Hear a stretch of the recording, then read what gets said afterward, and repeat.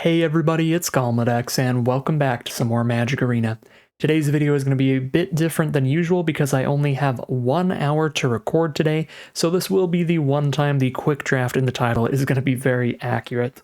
In today's draft and gameplay, I'm going to be focused on drafting and playing well, while still jamming an entire draft in less than an hour, so there's likely going to be quite a bit less commentary, or at least less in-depth commentary, so I wanted to make sure to take the time at the beginning of this video to give you all this disclaimer, and don't worry, tomorrow we'll be back to regularly scheduled overkill amounts of commentary with the release of Khans of Tarkir.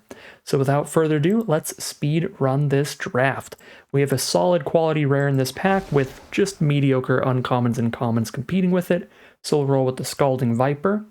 Now we have Redcap Thief, Archive Dragon as the best on-color spells, and Huntsman's Redemption as the best spell in general. I think I would rather just stay wide open here and take the stronger card. For pick 3, Monstrous Rage is insanely efficient for anything even slightly aggressive as a combat trick, or Edgewall goes into any deck. I'm going to grab the Monstrous Rage, I really like that card. For pick 4 now, nothing in red, nothing much in green, just the Vanguard. My favorite cards here are the black commons, the Minstrosity and the Vermin play really well. I'm going to take the Minstrosity here, still being flexible to go wherever the cards take us. There's a Hatching Plans here, which is excellent with some bargain tools heading towards blue-red. I think that's strong enough to take that here. Pick 6 now, Emberth Veteran and Cut-In are both incredible aggro red cards that work in the same kind of decks as Monstrous Rage. Take the Cut-In over the Veteran since it's also removal, so it can fit into more defensive decks, but it's really at the best in aggro. Pick number 7. It's a bunch of poop. Take a Genealogist. Pick 8 is a bunch of poop. We're entering the poop zone now. I guess Ice Out at least can bargain the Hatching Plans away. If we go blue-red, and Diminisher Witch is another good bargain enabler to make sure we have ways to sack the Hatching Plans. Getting a pick 10 Archive Dragon, pretty big sign for blue. I don't think Succumb to the Cold's really playable, even if Lectern is super filler. I suppose we just end up going blue-red off of our initial rare, but with a little bargain sub-theme to go with the Hatching Plans as well. Yeah, grab another red rare with the Raging Battle Mouse. And here we are. Now we've got Edgewall Pack. Looks like we're going to have a bunch of great red aggro cards and then some slower blue stuff, so like blue-red tempo aggro, I guess. Take the Edgewall Pack here for a token to sack, but Archive Dragon's also good. If pack 1's anything to go by, we'll probably get the Archive Dragon back. Now a Frawling Familiar is a small removal spell and a creature all in one. Johann Stopgap's another exceptional bargain spell, especially with the Hatching Plans. Twisted Fealties an aggro finisher. Yeah, take that.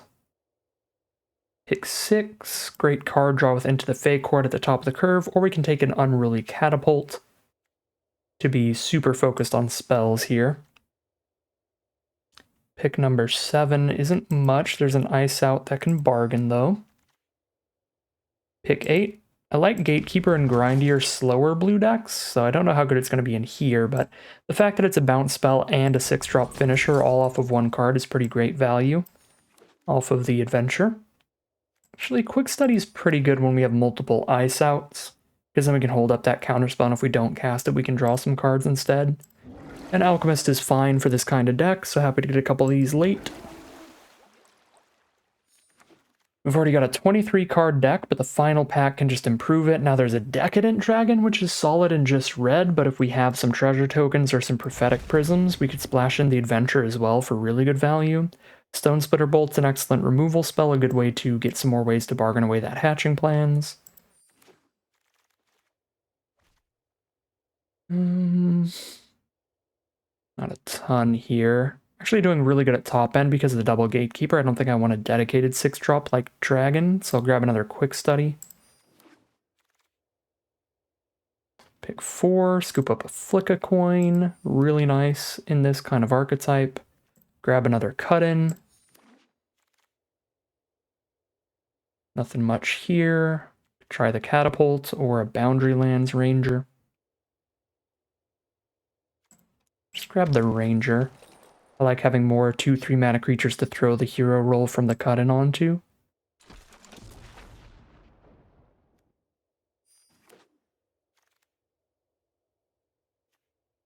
There's that Prism.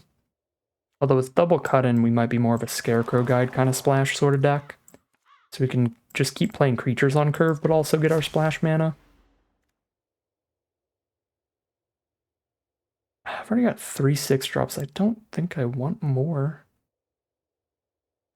Just don't think Transmuter's very good though, so I'll take it anyway.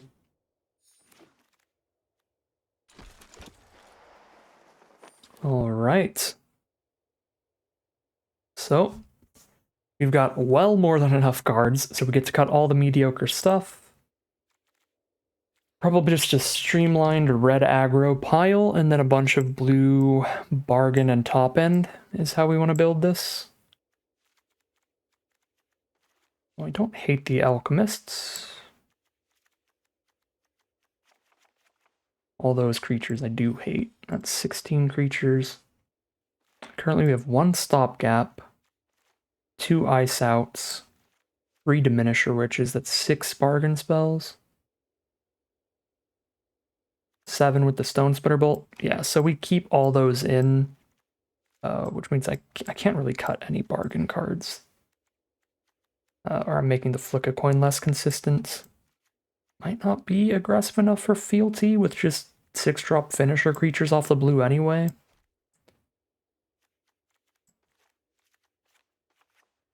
Four more cuts. Probably just playing this as a 4-mana, 4/4 flying trample card. Definitely not putting a swamp in here. I guess with only 4 2-drops, I might as well not cut the Scarecrow Guide, though. 4 cuts are going to be some combination of these cards. 4 6-drops, I don't think I'm cutting any lands. This is draw 3, this is draw 1, this is scry 2.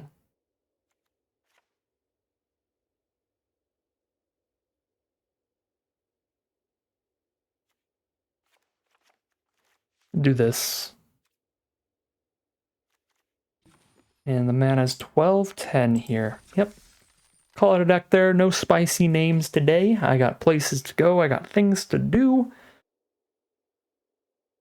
And I gotta get this video out for you all, so we're gonna just jam out the draft as quickly as possible. Jam out these games as quickly as possible. That is an awkward opener. We definitely don't want 2 6-drops in the opening hand. But Battle Mouse into a Flick a Coin is still nice to start it off. Root Rider Fawn from our opponent.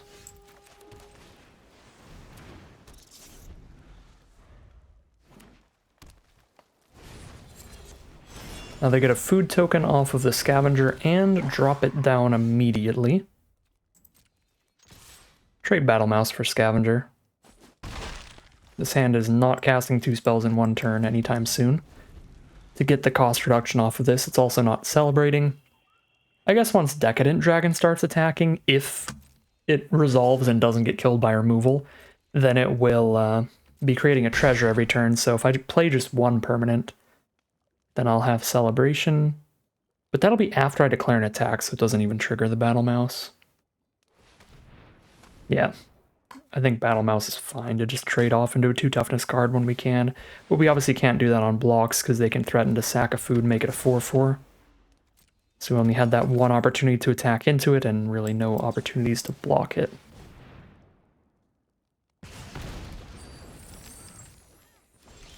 Okay. Monstrous Rage is a little spicy. Only great on attacks, though. Sure.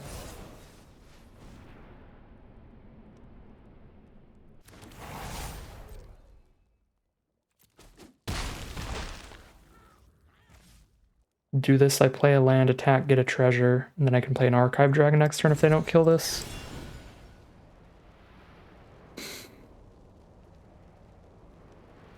Yeah, I'm losing a lot of value by not going for the expensive taste for the draw 2 out of their deck.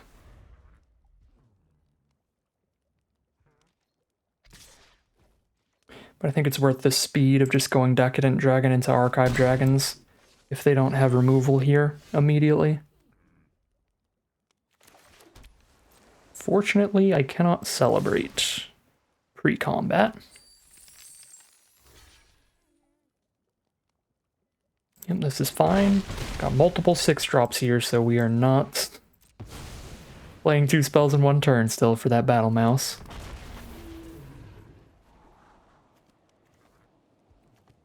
I've got the stopgap in hand. I'll keep the hatching plans. But we're just going to cast another Archive Dragon next turn, so we're not holding up a counterspell anytime soon. And our opponent is over it. A bunch of big, beefy flying dragons are going to be too much. Little surprised they didn't have a single removal spell in their hand in green-black. I feel like the black removal spells in this format are pretty good, but just an unlucky hand for our opponent, I guess. And we start things off 1-0, heading into game number 2.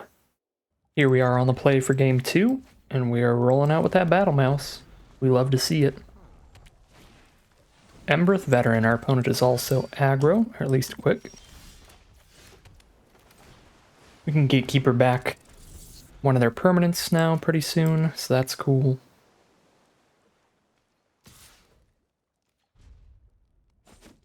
Blue-red mirror match it is. Stormkeld Prowler from our opponents.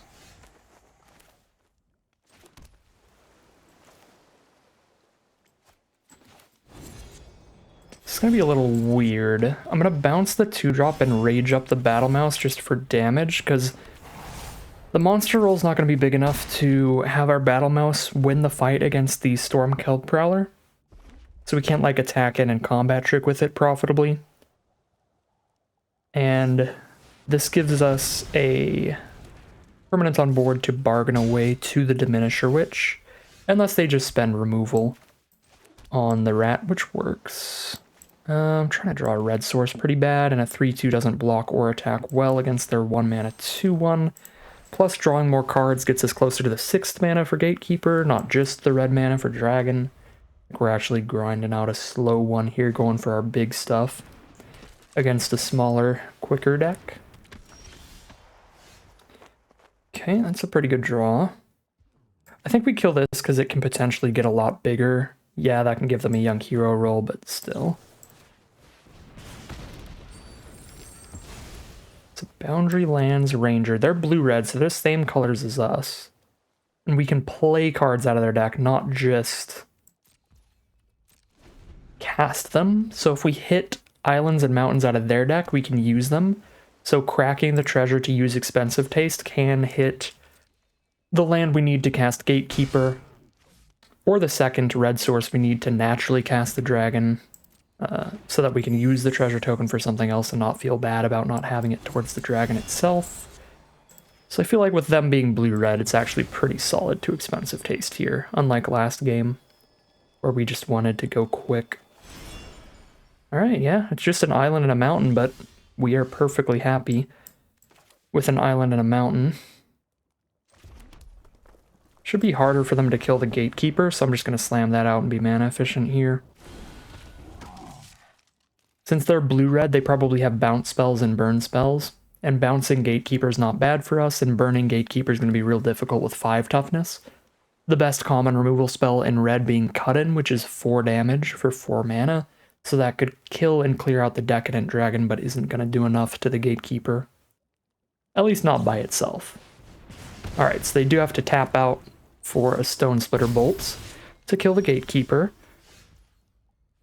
I wish I had one more red source here so I could get the Boundary Lands Ranger out alongside the dragon to draw cards. So I was actually wrong when I said that that was a potential play last turn. It was not. So I've got nothing to bargain, so we might as well get some more blockers down to get some breathing room here.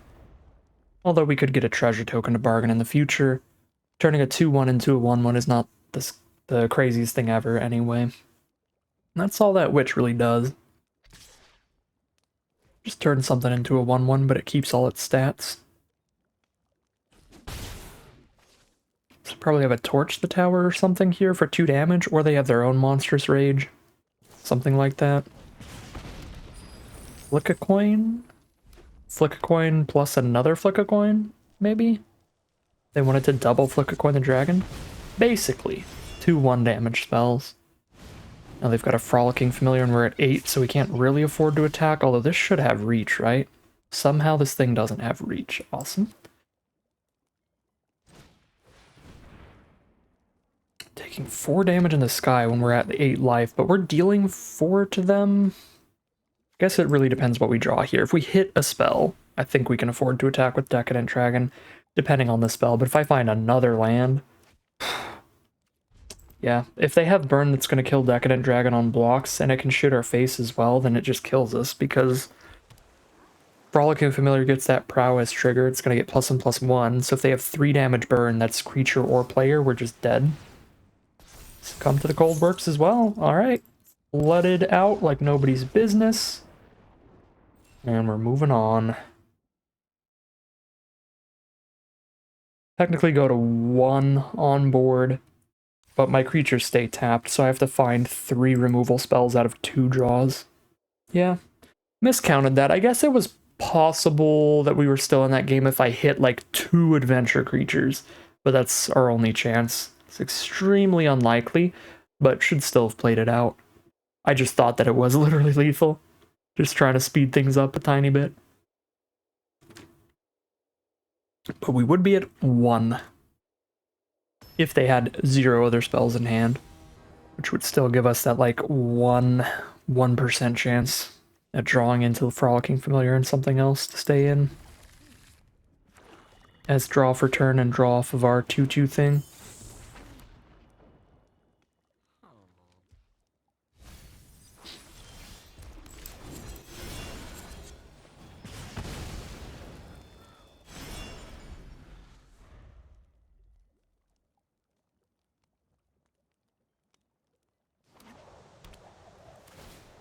Black-white deck here, they milled a Grasp of Fate, and now they're going to use Evolving Wilds to get their white source.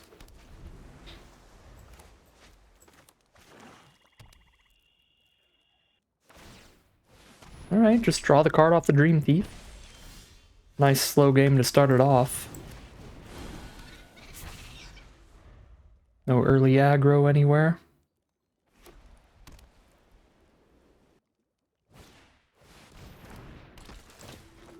Pick up a Grasp of Fate so they have a removal spell. Well, we know they have removal for the dragon if I just do that here. But cut and buff the familiar doesn't seem great either, because then they just exile the familiar. Well, I guess exiling the familiar is better for us than them exiling the dragon. This is going to be a 3/3? No, when their enchantments are put in the graveyard, so it's still just a 2/2 for now. Actually gonna flick a coin the face, guarantee the treasure for Archive Dragon to get cast next turn, save the cut-in for something else, and see if they want to just Grasp a Fate or Familiar. They do. Awesome.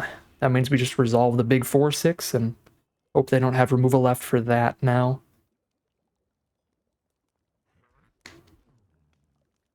Or I guess we can make sure we get the 2-for-1 value off the Decadent Dragon, draw the cards off of it, and cast it. Because we have the treasure to draw the cards.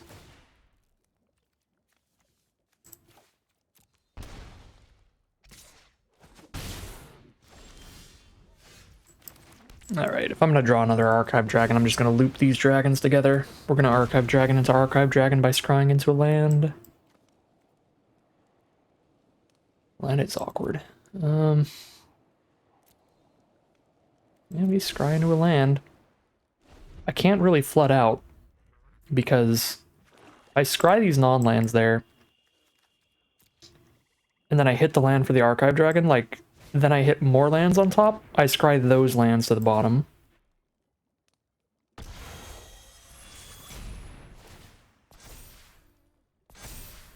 I still can flood out, it's just not super likely, because we're scrying again.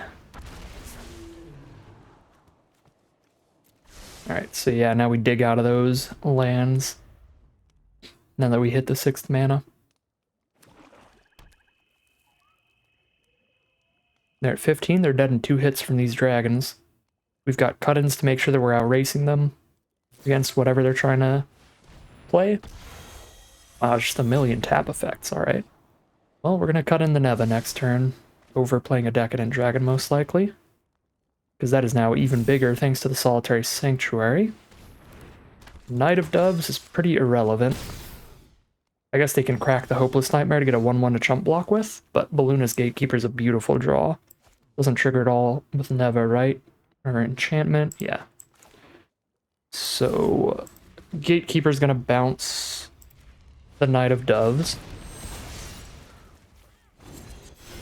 as well. So they have to replay it and sack the Hopeless Nightmare to get a 1/1 chump blocker in the sky. Which would cost basically all their mana. 3 to play that, 3 to sack the Hopeless Nightmare. Voracious Vermin. Doesn't do anything about our flyers. Then a Knight of Doves with a black source up. So nothing about our flyers. Okay. Technically they didn't have to be done on board there. They could have done the Knight of Doves, sacked the Hopeless Nightmare thing, but they still would have died to our second cut-in in hand, so 2-1 it'll be, heading into game number 4. Here we are for game 4. Little awkward keep. Little just, yeah, little high on mana with just a Battle Mouse and 2 removal spells. But it is absolutely not a mulligan. You got both your colors and you have reasonable plays in the early game.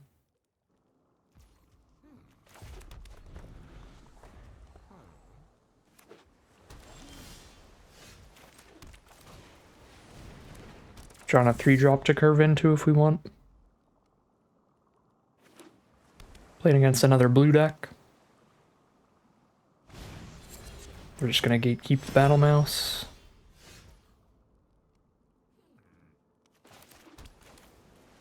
I think I just dropped the Diminisher Witch then, because if I hit another red source, I can get the Battle Mouse cost reduction by going Battle Mouse Viper in the same turn. Could be pretty cool.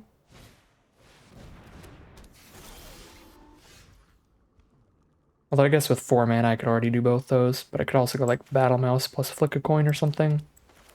Cut-in seems pretty good against an 0-4 though, that's gonna be pretty annoying to try to get through. And getting the hero roll onto the Diminisher Witch is gonna make it a 5-4 by the time it attacks again, which is super gross. 5-4 is really large, it's a quarter of your life every time it hits you. And then after just one more attack, the young hero roll won't be doing anything, so we can easily bargain it away for other value at that point. Technically should have Battle Moused pre-combat for threatening 1 more point of damage here. Played a little too quick here. Although this way I get to hold up my Flick a Coin and my Stone Splitter Bolt, which is kind of nice. Instead of just jamming out 2 permanents. Yeah, I feel like that's probably moderately better. Because Scalding Viper also has a solid adventure that we don't get. This only triggers at the beginning of combat, so if I do this right now, it's not going to get the +1/+1. Alright, sad day.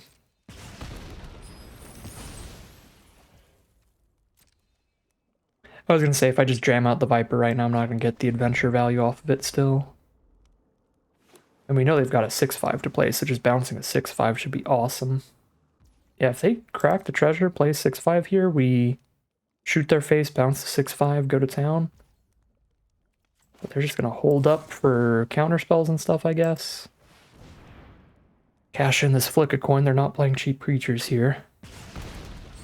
Cycle through, get our treasure token. Certainly cast that pre-combat to discard this island and draw a card. Move to combat, see what they're going to do to the witch.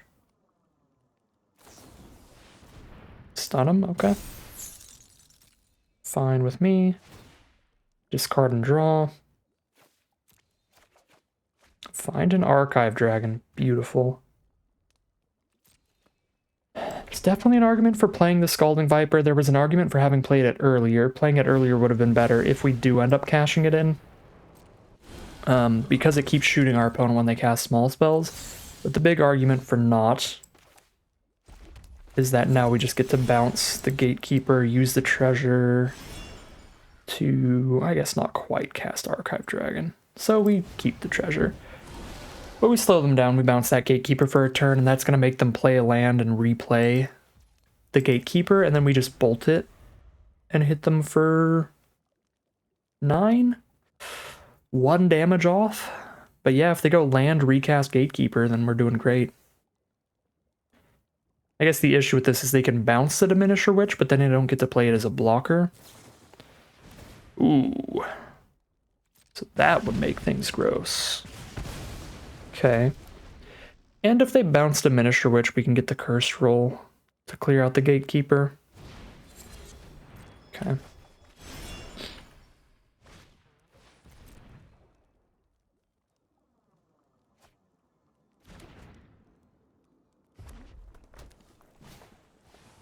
Spear Guard is not impactful here. Stopgap's a great draw. 1 blue up cannot possibly be a counterspell. Although I'm not going to discard anything to this Ranger, so no reason to pre-combat the Archive Dragon.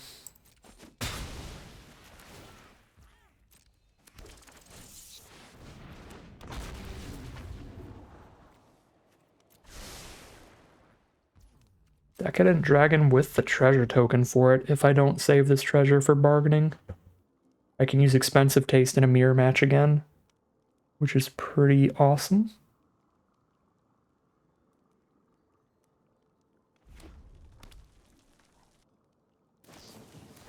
There's the Firebolt to kill the Archive Dragon. Pretty good. They're down to 3 cards. 2 cards and one that's on an adventure. But they are all spells as far as we know, because they have been missing a couple land drops earlier. Oh, no, I guess they didn't. They played a 6 land last turn because they have 7 now. So I guess we don't know.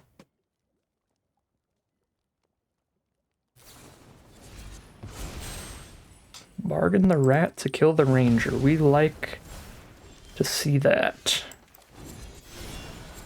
They are tapped out when we go for the Decadent Dragon. So we can do both halves freely and pass from there.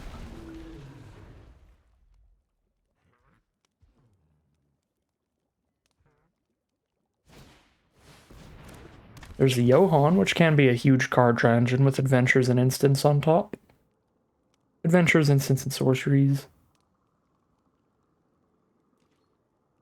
I guess adventures are instants and sorceries, but that's like how you get around it and actually play some creatures off the top as you cast their adventures and then cast them from exile. 9 life.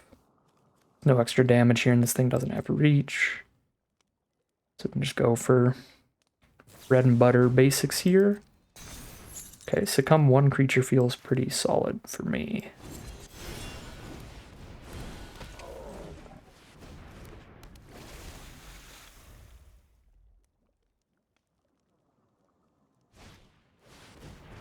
Draw 3. It's big stuff.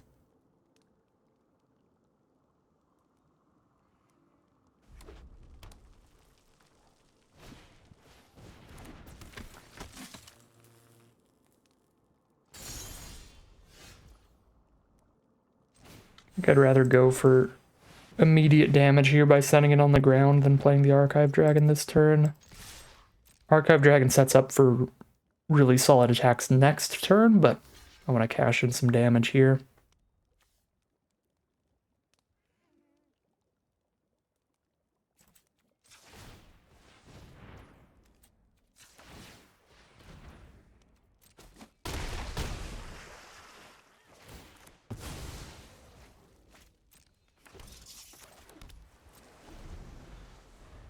And I can Stone Splitter the 1/1 flyer during their end steps. They have no blockers in the sky.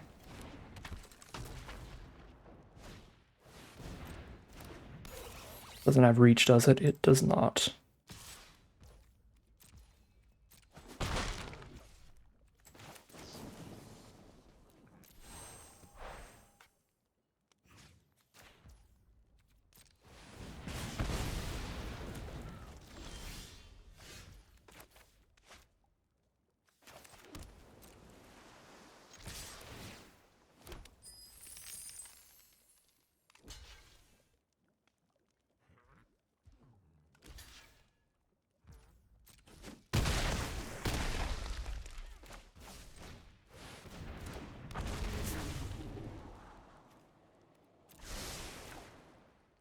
Now we get to kill Johan with a cursed roll. Actually, there might have been some lines where we could have done that earlier with the Miniature Witches. I just forgot about that interaction. It's pretty nasty post-combat on anything that's been dealt a little bit of damage. Alright. Definitely not the tightest plays there, but we had some really significantly powerful spells getting drawn there. I think we just had some higher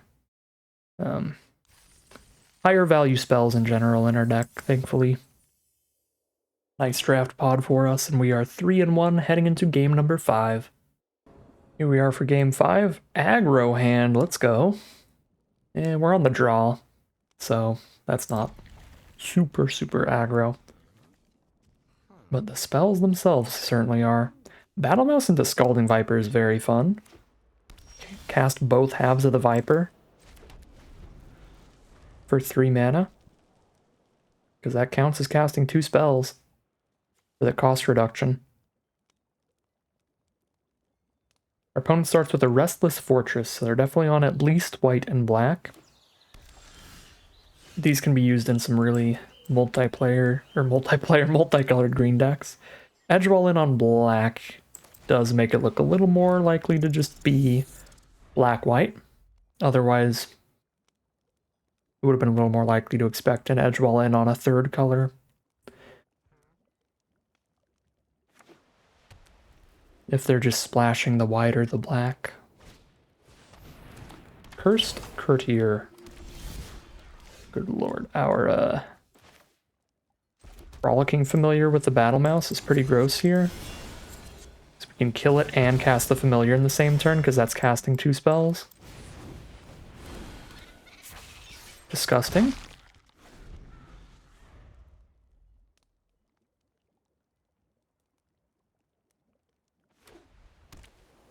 Four mana for our opponent now.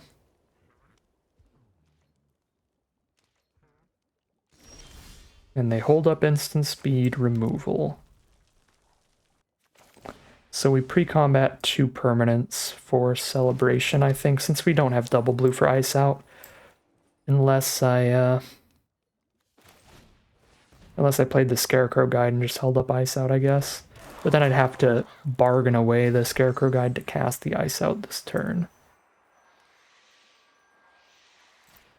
I think I've cast enough spells that if they're going to kill something, we let them kill Battle Mouse.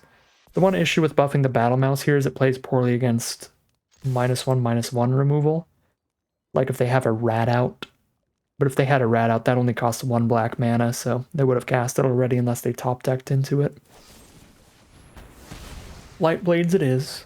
Yeah, fair enough. I think we would rather have the Battle Mouse die at this point in the game, now that I've dumped all these on the board, than have the Familiar die. Keep a flyer out for evasive damage. And now that we have the Scarecrow Guide out, we can consider holding up Ice Out on future turns for 3.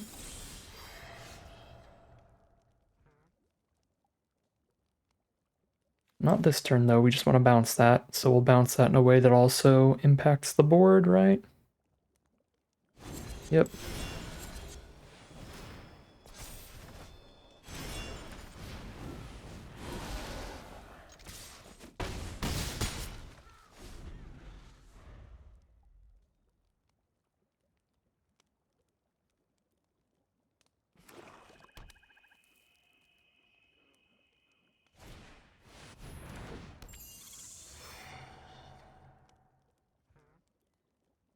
We have exact lethal if they have nothing else here. Alright, we've got lethal. Now we have overkill.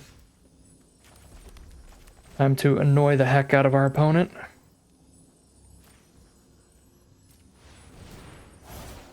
To death. Just bounce, bounce. And send in the team. That is 5-1 now, I believe. Pretty quick victories, pretty quick run so far. If we can keep it up at this pace, we'll be done just in time. And get a 7-win run, and that would be spectacular. Okay. Count my chickens before they hatch. It's 4-1, I miscounted. But I think we can get to 5-1. I'm confident. Come on, let's jam out another quick victory in this next game. Let's keep drawing great like we have been. I guess it's less that we've been drawing incredibly. I think our deck has high card quality and a solid mana curve to be drawing about this consistently on average.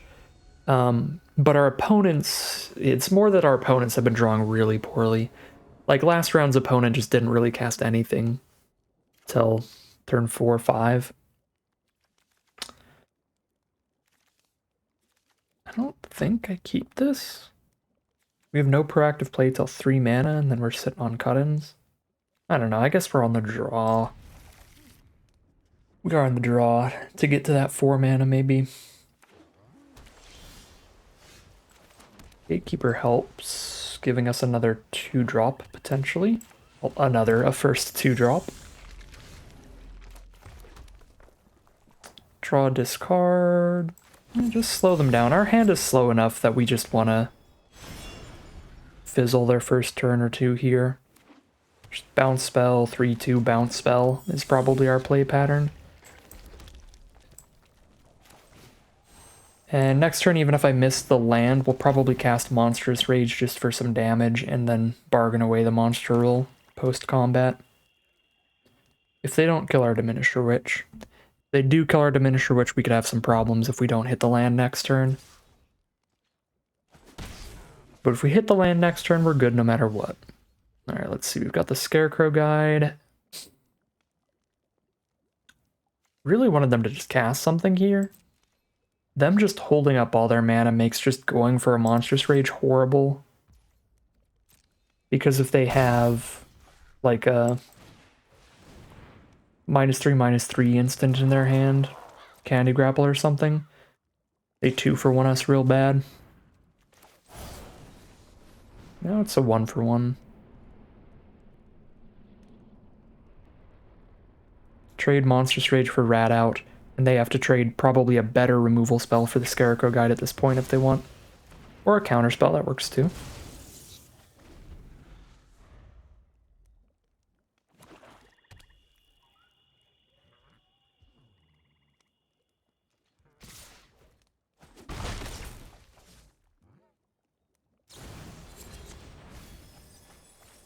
Picklock Prankster doesn't find anything, so just a 1-3 here.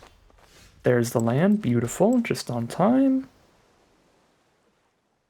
Actually slightly late, but that's fine. We use a cut-in first, gives us the bargain fodder to cast a stopgap for only 2 if we can draw another cheap spell. Or just in case we draw another cheap spell. Again, once Diminisher Witch has attacked twice with a Young Hero roll on it, the Young Hero roll is just bargain fodder from then on. Stops actually doing anything. And while the Likeness Looter has a good ability, we would definitely rather kill the 1-3, because we have some 1 damage removal in this deck that would be excellent to draw into against the Looter. Let's get our 5 damage.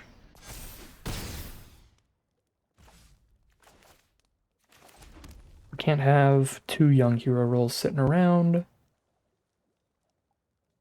Kind of want to draw towards the 6th land. Are we just going to bounce a Likeness Looter like a dork? Sure. If it gets countered, it gets countered. It's kind of whatever. It's just what we have mana to do right now, basically. And it's sorcery speed for them to make it a different creature from their grave. And all their creatures in graves are 1/1s and 1/3s anyway. Oh boy. Another Archive Dragon's the draw, so we're certainly looking for land number 6. Although they thought for quite some time when we went to bounce the Looter, so they almost definitely have a counterspell for one of these Archive Dragons. Maybe we can bait it out with a cut-in. I don't know if I want to do that. I would rather have an Archive Dragon resolve than a cut-in at this current point of the game. Ooh, tapped it out? Come on, land. Dang. Well, I am completely fine with them double blocking here. And then we just hold up an ice out. Alright. Cool. I have an ice out for whatever they want to do, and then we have 3 6-drops to take over the game. There's they can't have 3 counterspells here and have something to do. I don't think I can let them draw 3, that's too much card advantage. So if their hand is Hatching Plans Ice Out, there's no way we can let that resolve. Now if their hand is Hatching Plans Ice Out, they have to Ice Out or Ice Out, and they don't have the bargain spell for the Hatching Plans anymore. And they're tapped out of the counterspell for our turn, so if we top deck the land, we're resolving a game-ending threat with an Archive Dragon.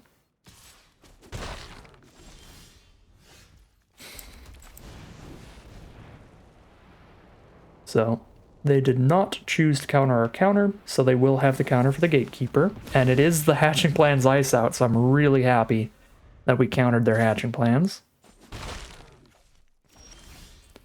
Let's see another counterspell. They only had the one. Archive Dragon resolves, but it might die to some kind of removal.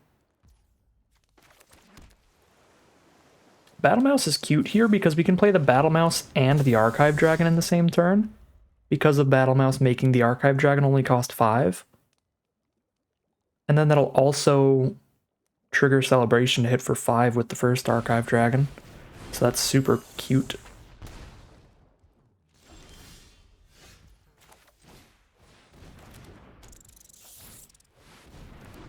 Super cute.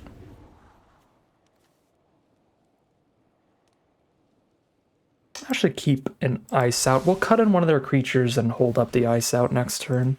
That seems fine to me. They go to 3 if they don't block, but they do have a potential life loss trigger every time they play a fairy, and we are at 11, so they might have something in their deck that they're trying to find counterattacks with. But this is really close to a forced chump. Obviously not quite there, because they don't just die if this hits them. But they do have to heavily consider preserving their life total, and they are going to. Chump with an Obira. Alright, they've got 1 card in their hand, so we can just cut in the Attendants and have the counterspell up for whatever they do to try to stop Cut-In from resolving. Whether it's buffing the Attendants or casting their own counterspell, they can't do it.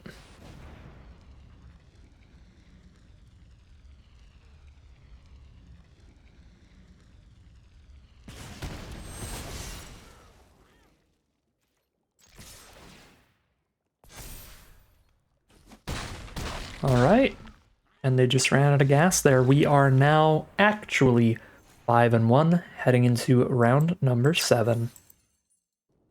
Opponent is on the play for game number 7. We're going to be starting with the Boundary Lands Ranger into Diminisher Witch probably, although we have a Flick a Coin. If they have a 1 toughness creature, we'll do that instead of the Witch, and save the Witch with the treasure for bargain fodder. Utopia Sprawl, turn 1. The fastest way to make me jealous. That's my favorite thing to do in this format. It is a real good feeling. Excellent mana ramp. It's mana ramp and fixing you get down on turn 1. And you just start jamming out some big spells super quick. Speaking of big spells, Tough Cookie is a really good card. That's going to be animating that food token and beating us down with it if they want.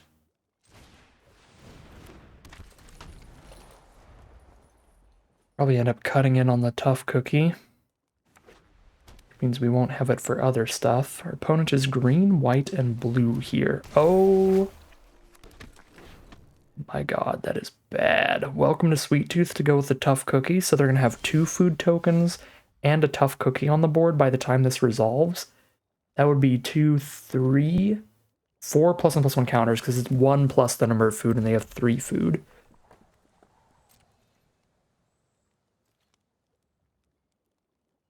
So, I mean, we're going to flick a coin at the 1/1 and then cut in the Tough Cookie. Most likely. These next couple turns. Galefang? Okay. I genuinely think cutting in a Tough Cookie is better than cutting in a 4/4 Vigilance. I think the card is that good, especially with 2 other food tokens on their board. Although this Galefang's about to get massive with these plus and plus 1 counters. So now that I've drawn a Stone Splitter Bolt, the cool thing we can do here is instead of casting Cut In, we hold up a Stone Splitter Bolt and blow up whatever they're going to put the +1/+1 counters on.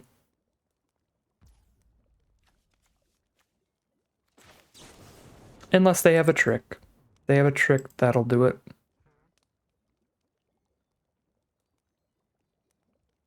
Do I bargain to play around green +X tricks? Probably not. Let's just do 3 damage, just keep the treasure. We could sack the treasure and target the Tough Cookie for 6, but then if they have like a counterspell out of blue or a green hexproof trick, they'll still stop this, but I won't have my treasure anymore. So this is only worse if they have exactly like Titanic Growth or something to give it +4/+4. Alright, cool. They're gonna animate a food and smack us for 8 here. Fair enough. Get some last bit of value out of the cookie. Okay.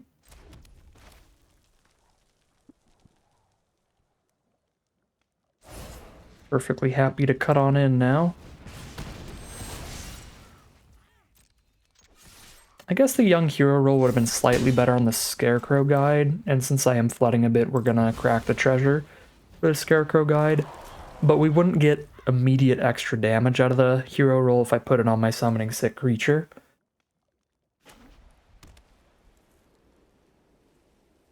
And I like cashing it in for immediate damage, because it also makes it so if they play some big green beefy monster and I have to bargain away the roll to shut that off, I don't feel so bad about it this next turn. And then them having the artifact removal for the 2/1 also worked better for us.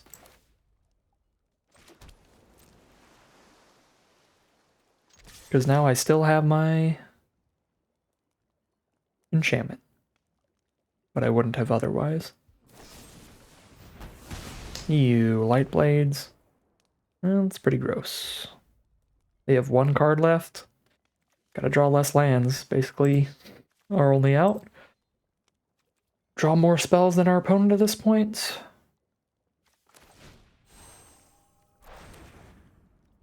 I can take 6 hits before I die. I'm gonna hold this witch.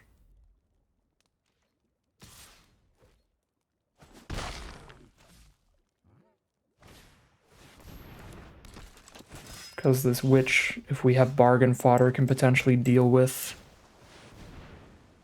you know, 6/6 tramples and stuff that green decks can play. There's bargain fodder. Oh my god, that is the exact order we want. We draw the hatching plans, crack it to the Diminisher Witch no matter what next turn, just make the Verdant Outrider a 1/1 if they don't play anything better, so that we can cash in the draw 3 immediately. Well, I don't think holding on to the Diminisher Witch could have possibly played better for us. That was an insane draw.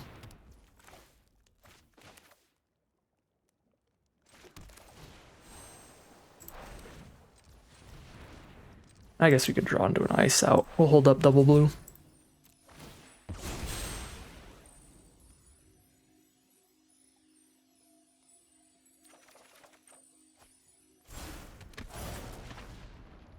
Beautiful.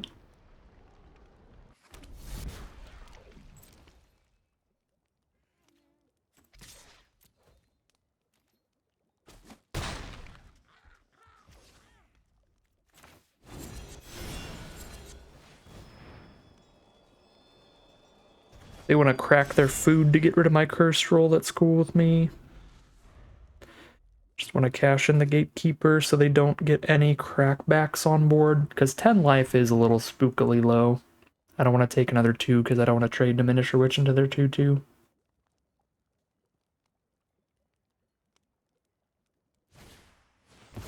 I will absolutely trade Diminisher Witch into the Verdant Outrider, though, if they want to crack the food. Oh, they still can crack Utopia Sprawl. Alright, I shouldn't have bounced the oof. Forgot about the Utopia Sprawl. I was going to say, making them basically lose 3 life by not having the food anymore to get rid of the cursed roll would have been fine with me.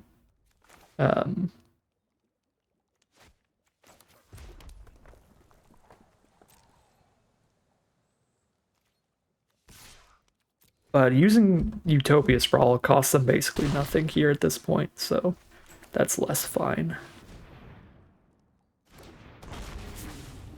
That is less fine with me. 8, 9, 10, 11. Isn't technically lethal, but I think we can find lethal with it if they don't have instant speed combat tricks. This is a little risky to do it, but I already have my play next turn. We slam 6 mana out for the Gatekeeper. Alright. Well, we got exactly what we asked for here, basically. We stopped drawing lands and our opponent kept doing it. We hit like our best spells and our opponent just hit lands. So, some good luck in the end here. Although our opponent missed a land drop or two earlier, so they had slightly more gas than us in the early game. Now we have slightly more gas than them in the late game. That's pretty good extra damage here. Hit me for 3, down to 7. Yep, but it's still a trade. That's not horrible for me. That means I don't get to crack back for lethal though, since I did choose to trade off into the Outrider. I love the visual glitch on all the adventure creatures. We attack with both dragons, so if they draw a removal spell to kill one of them, we still have lethal in the sky. Although I guess they still have the food, so we don't actually have lethal if they don't tap out again next turn. And they probably don't.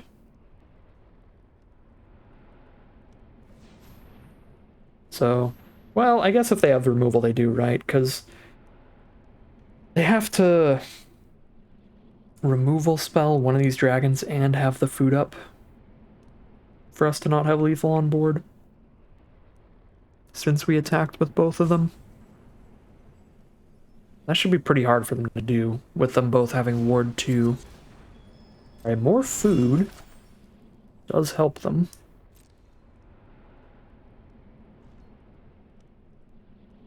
They don't cast the Scavenger because they need 4 mana up to eat both foods.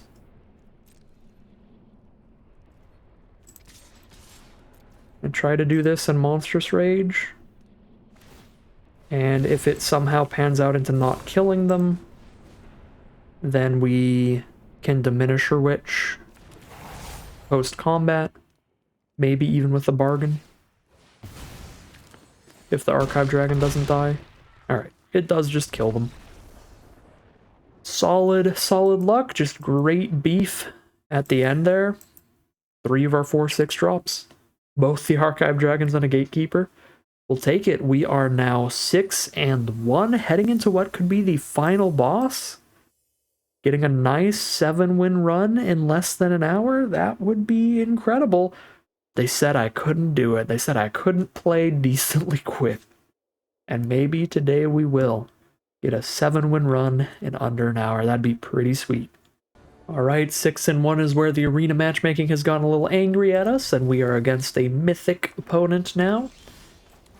But I think this is a deck that can go toe-to-toe against some high-tier players, especially when they drop 1 toughness cards. Let's go. Ooh, hopefully they drop another 1 toughness card. We found our Flick a Coin too. Aw, that's a 3/3. That is a cut-in target. Jam out Familiar and really hope for land number 4. I guess I could have Flick a Coin to their face, have a treasure so I can play a 4-drop next turn no matter what, but also draw the card hoping for land 4. That'll be our plan this turn. If we don't hit the land, we can just Flick a Coin. And since they replayed the 3-1, I guess I'm just gonna Flick a Coin anyway. I do hit the land, so I could cut in here, but if I don't Flick a Coin at the mice right now, it is going to get a counter from that young hero roll. I'm going to cash in the Flick a Coin while I know it can kill something here. I guess they could have Monstrous Rage for 1 red. Just have the actual perfect spell. That's the only spell in the entire format that saves that. Okay. That's pretty good to have there. Now it will crack back as a 4/2 Trampler. I mean, this hand wins the long game. We have to go for a trade on blocks if they don't trigger Celebration. I guess it doesn't even trade on blocks, though, because of... Wait, no, it does. Yeah, it has a monster roll now instead of the young hero roll. But they triggered celebration, so I guess we lose. Down to 8. Gatekeeper means maybe we don't lose anymore. Gatekeeper cut in for the turn and they only have a 1/3 on board. Oh my god. Top deck like an absolute champion every time.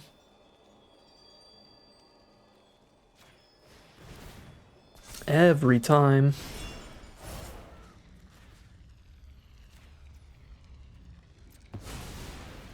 So interestingly, I think I did this in the wrong sequence, but we actually wanted to play the Gatekeeper's bounce spell post-combat so that we would get a +1/+1 counter there instead of +1/+1 until end of turn.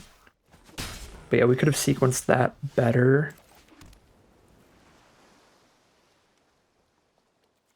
Play an Edgewall pack and hold up an Ice Out. That feels nice and defensive here. Even if I just hold one blocker up. Because we've got that Ice Out.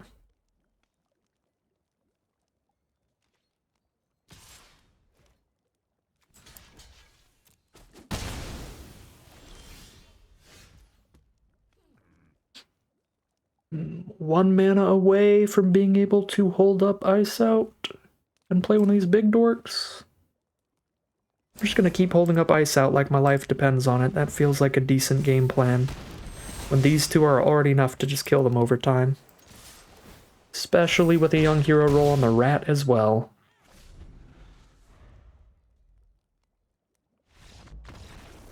Whew, alright. Our life total got real low real quick there.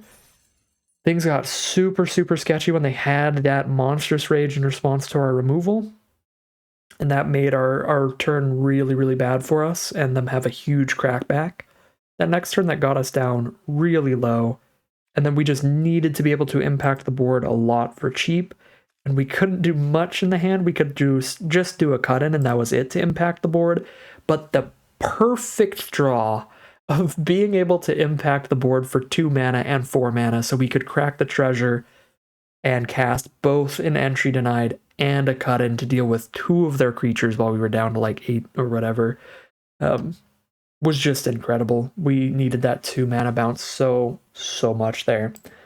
And we hit it, so incredible draw, absolutely saves us and flips the game for us, and that's gonna do it. That is a 7-1 run, not an undefeated run. There was that one game that I conceded slightly early. We would have been at 1 life, maybe, if they didn't have any more spells in their hand, and maybe get some incredible draws to pull that one back, but that was probably a loss no matter what. There was just a tiny chance of pulling that one out. But yeah, this deck was really, really good. It's got super high card quality. A lot of the first wins were with the Decadent Dragon. It was really interesting. We got to play absolutely everything in the deck. We got to Hatching Plans that one time with the Miniature, which was awesome. We got to play the Raging Battle Mouse and Decadent Dragons in a lot of the games, especially early on. We had both of these in several of like the first 3 or 4 games, but then the second half of the draft, we stopped seeing the Decadent Dragon and kept getting the Gatekeepers and the Archive Dragons instead, which is super great too. Those are also high quality cards. Yeah, everything in the deck showed up when it was useful, and we made great use of it. I don't think there was a single card that we didn't end up casting, so really nice stuff from the deck. But that is gonna end today's video. As always, I'd like to thank my patrons and YouTube members for their support, as well as you for watching the video.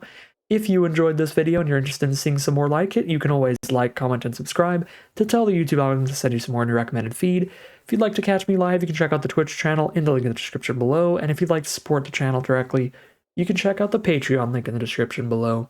But other than that, as always, thank you very much for watching, and I'll see you again soon for some more Magic Arena.